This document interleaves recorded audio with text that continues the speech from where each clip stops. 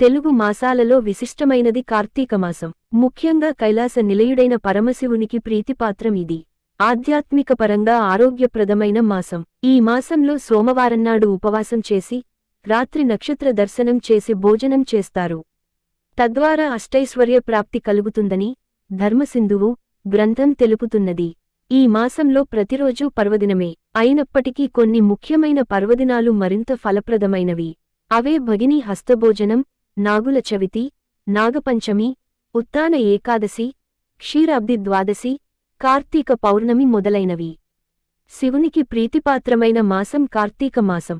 ప్రతి ఏటా దీపావళి వెళ్లిన మరుసటి రోజు నుంచి అతి పవిత్రమైన కార్తీక మాసం ప్రారంభమవుతుంది. ఈ మాసంలో భక్తులంతా నిత్యం బోళాశంకరుని నామాన్ని స్మరిస్తూ ఉంటారు. పురాణ కాలం నుంచి ఈ మాసం ఓ ప్రత్యేకతను సంతరించుకుంది. హరిహరాదులకు ప్రీతిపాత్రమైన ఈ మాసంలో